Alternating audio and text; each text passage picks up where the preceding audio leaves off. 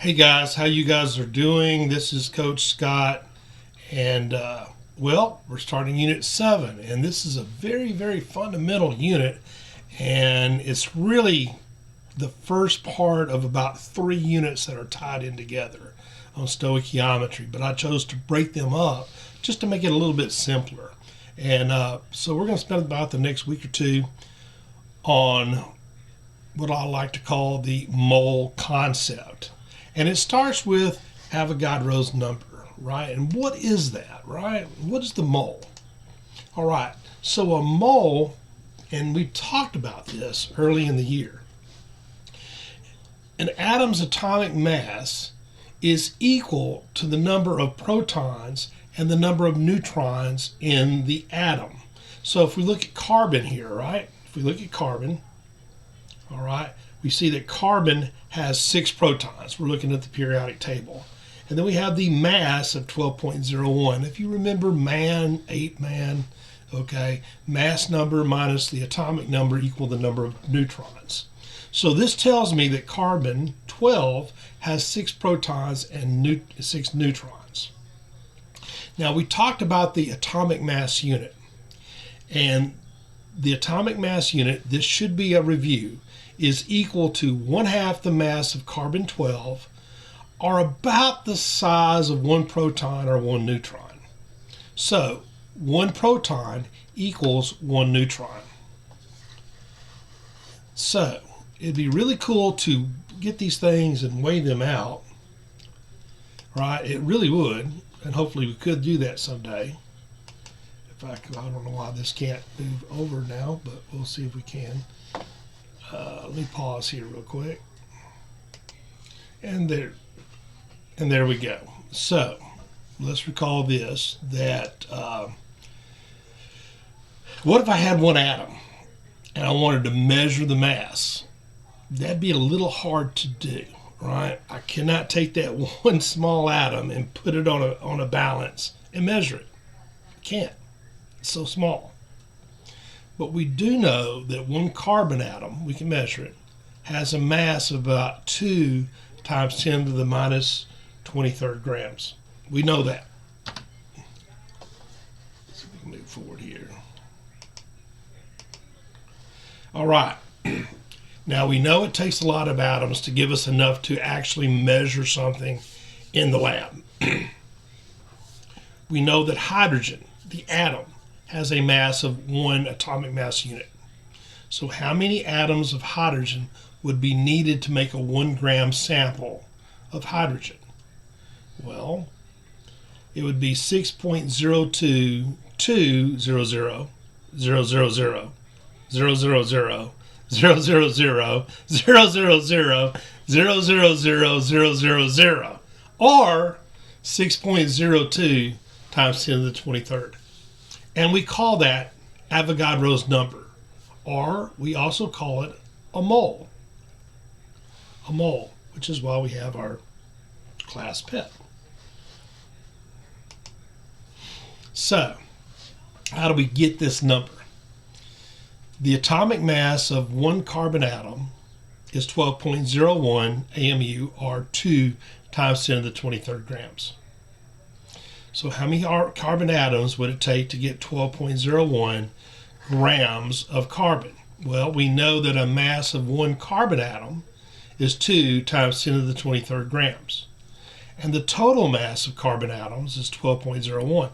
So if I multiply the mass of 1 carbon atom times the number of atoms, I'm going to get 12.01.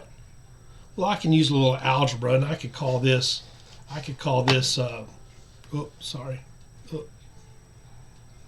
big fingers.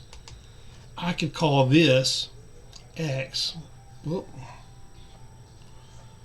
I could call the question mark X. And if I wanted to get X by itself, I would divide 12.01 times 10 to the 2 times 10 to the minus 23rd. And that would give me 6 times 0.02 times 10 to the 23rd number of atoms. So that's a mole.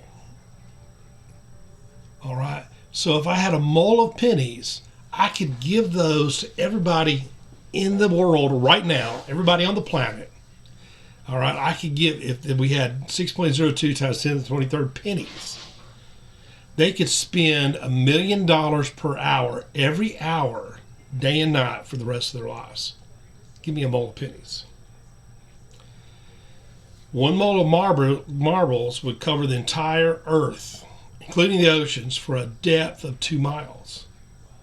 And if we were able to count at a rate of 1 million numbers a second, it would take 20 billion years to count out 1 mole. So what is a mole? All right. It's a counting number. It's a grouping of numbers, like a dozen, a pair, a ream. All right. So we know what a dozen means. If I said, give me a dozen eggs, what would you guys do?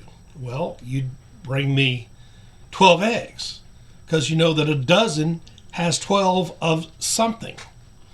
If I told you to bring me a pair of socks, you would bring me 2 socks, because you know that a pair is 2.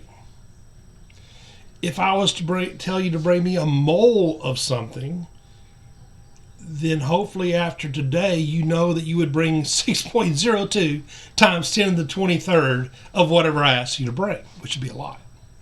So we know that 1 dozen is 12, 1 gross is 144, some of you may know that. A ream of paper is 500 pages. And a mole is 6.02 times 10 to the 23rd of something. So how many eggs are in 2 dozen eggs? You guys know. 24. You know that, right? How many eggs are in a half a dozen eggs? Half a dozen. Well, you know there's 12 in a dozen, and half of a 12 is what? 6. So that'd be C. How many particles are in a half a mole of sand? Well, you know that 1 mole has 6.02 times 10 to the 23rd, so I take half of that, and it'll be what? 3.01 times 10 to the 23rd. Half of 6.02. So it'd be B. How many pieces of gold dust are in 2 moles of gold dust? Take 6.02 times 2, and we get D. 1.2 times 10 to the 24th. How many dozen eggs are in a container of 6 eggs? Well, you guys know that. You got 6 eggs, so you got a half a dozen. B. So, I have the Milky Way galaxy, and it can have up to 400 billion, and that's 4 times 10 to the 14th stars. Get my pen out. Okay, now I've got my pen. Hopefully I'll be able to draw. How many moles of stars does it have? Well, I've got 4 times 10 to the 14th. So if I'm trying to find moles, we'll call that N. If 1 mole is 6.02 times 10 to the 23rd, I've got 4 times 10 to the 14th. So I'm going to put that up there. 4 times 10 to the 14th divided by 6.02 times 10 to the 23rd.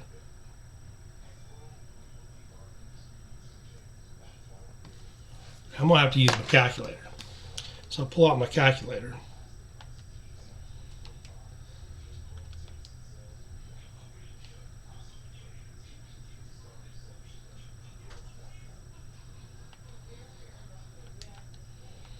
I'm going to divide by 6.02. Whoop.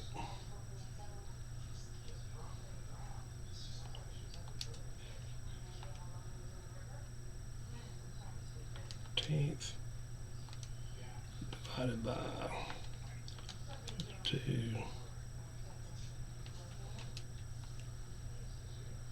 Third. I get 6.6 or 6.7 times 10 to the 10th. So that would be B.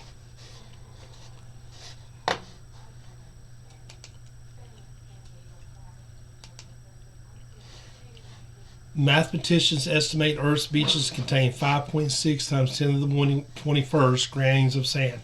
How many moles of sand are in the Earth's beaches? Again, 5.6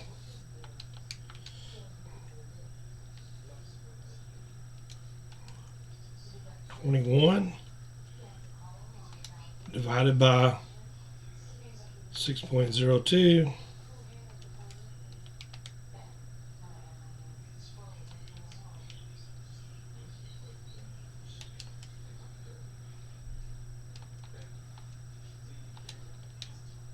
I get 0.009 or 9.3 times 10 to the minus third.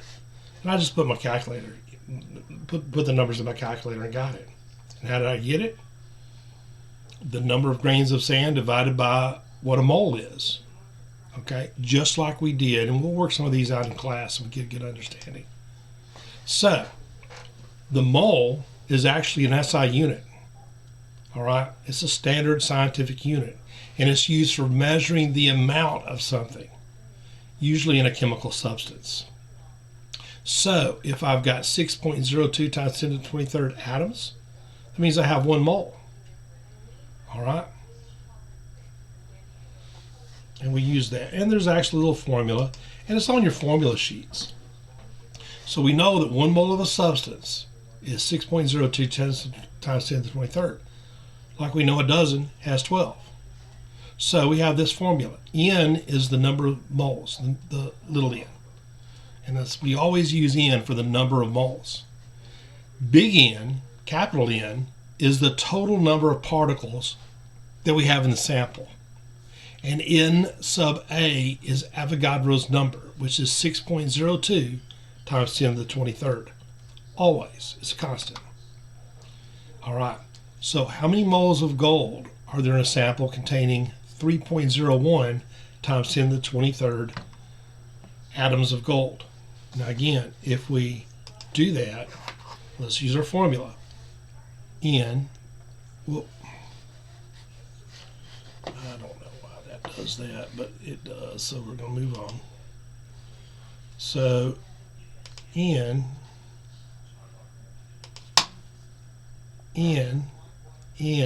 is equal to big N, the number of particles, which is there, divided by Avogadro's number.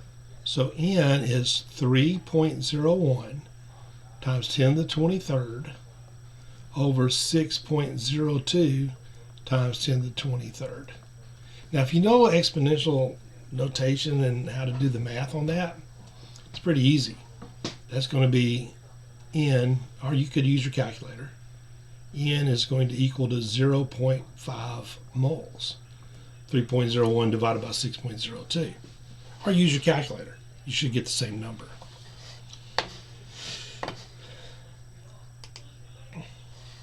So how many atoms of titanium? We're going to go through these and we'll work these in class. All right. But again, we're using that formula right there. Let me move through these real quick.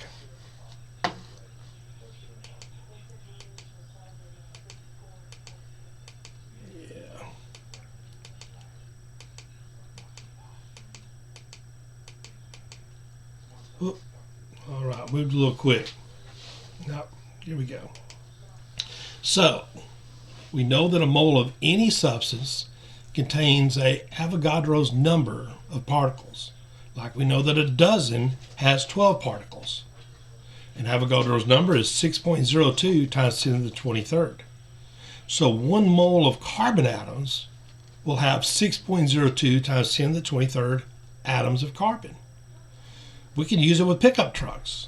1 mole of pickup trucks has 6.02 times 10 to the 23rd pickup trucks. So it doesn't matter what we use it for. It means 6.02 times 10 to the 23rd.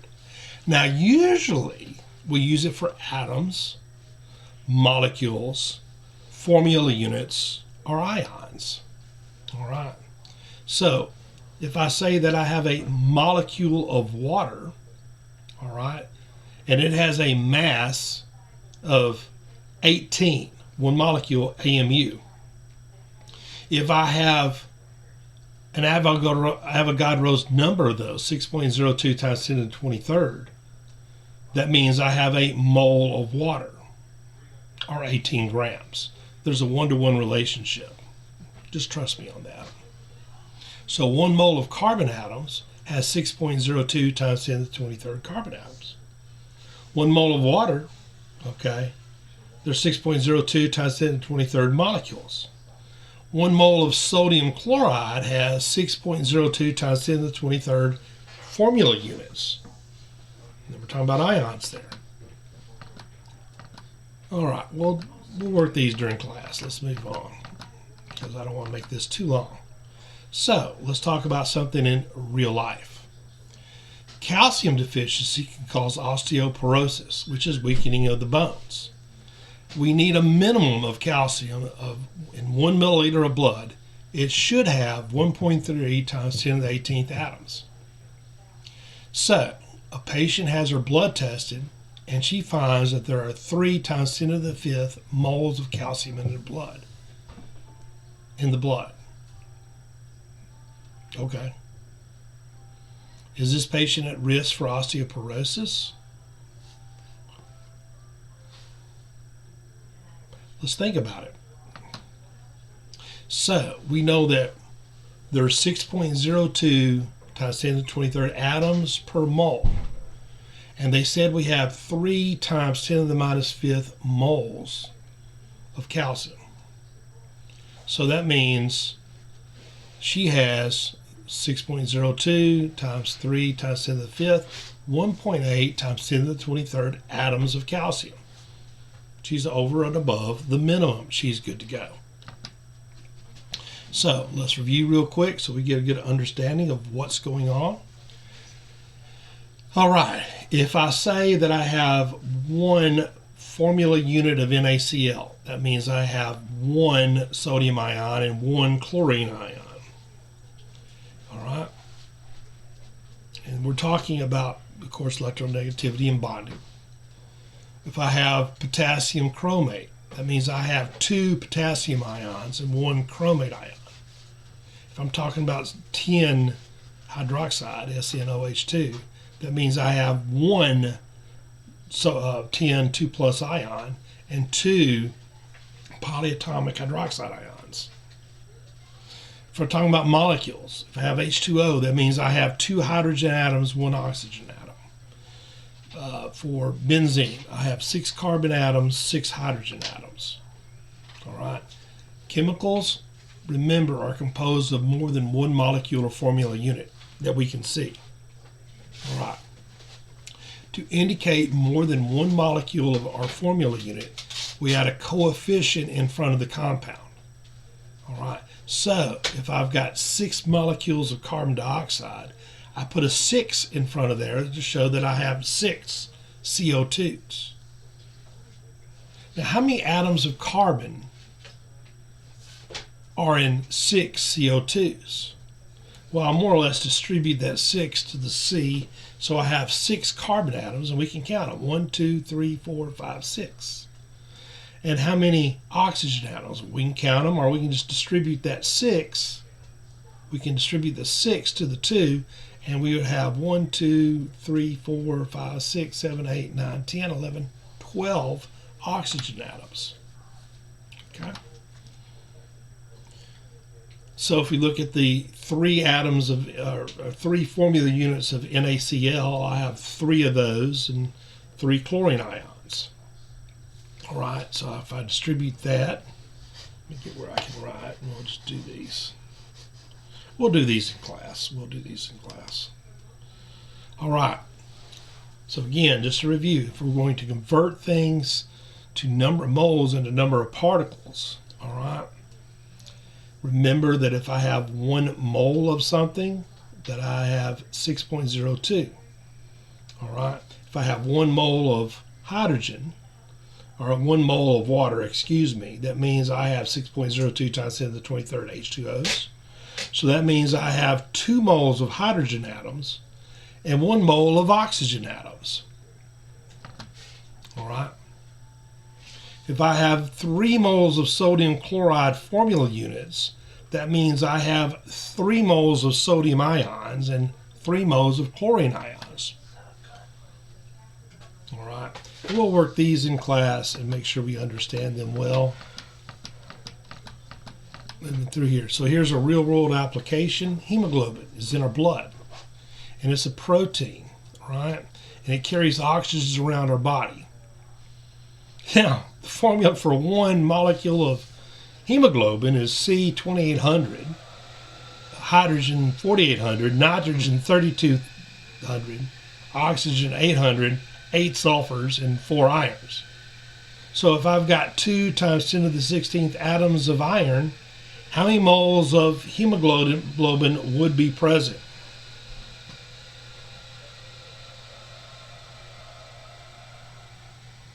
What do you think?